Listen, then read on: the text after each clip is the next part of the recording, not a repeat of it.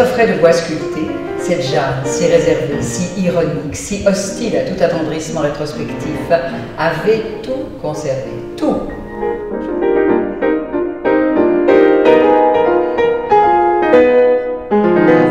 Les visiteurs de cette manifestation littéraire ont un rapport très sensuel avec les livres. D'autre part, il y a un sens du partage et de la convivialité et que ça permet des échanges non seulement avec des lecteurs mais aussi avec des citoyens et qu'il y a une sorte de grande douceur et de grande gentillesse à l'intérieur de cette manifestation, le livre sur la place. Il y a une gratuité, un accès pour des gens qui, par définition, n'ont pas toujours accès à la culture, pas toujours accès aux librairies, pas toujours accès aux bibliothèques. Donc c'est vraiment, je trouve, de la démocratisation culturelle in vivo. Et ça, c'est vraiment remarquable.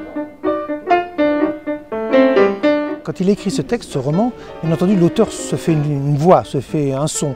Et donc il entend une musique intérieure.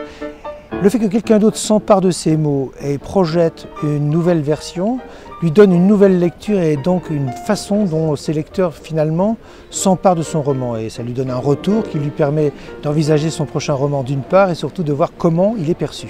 Ce que le public aime, c'est à la fois qu'une lecture soit bonne et qu'en même temps qu'elle ait des erreurs.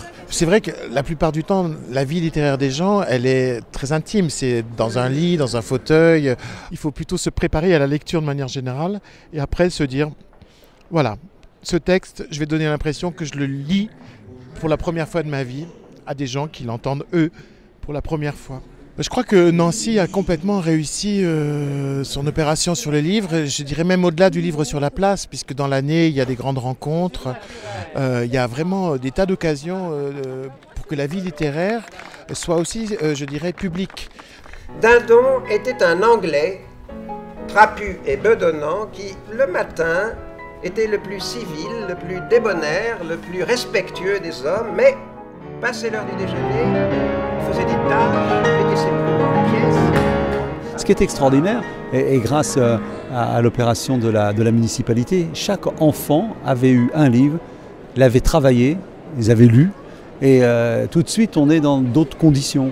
Ça fait des rencontres formidables et je pense que pour certains enfants, d'abord c'est déjà un cadeau pour eux. Il y a d'autres pôles attractifs en ce moment, sur la téléphonie, les jeux, Internet. Donc qu'ils puissent se sentir bien et avoir peut-être envie d'aller découvrir d'autres livres en les empruntant à la bibliothèque ou en échangeant. Je trouve ça extraordinaire. Mais on a raison de toujours s'inquiéter, ça n'est jamais gagné d'avance. Puis il y a une évolution de la société qui peut mettre en péril, je dirais, les relations de la jeunesse à la lecture. Donc il ne faut refuser aucune des voies qui permettent d'accéder à la lecture. C'est quand même un livre écrit avec des phrases de série B. Et toutes les phrases de série B font des livres de série Z.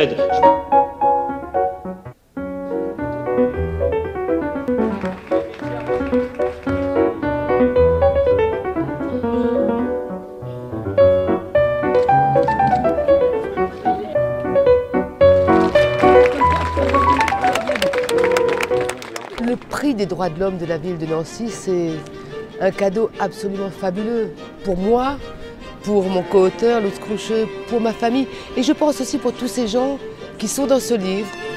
Ce prix des droits de l'homme de la ville de Nancy, c'est une incitation à faire mieux, à être encore plus vigilant aux autres, à se dire qu'on peut être utile.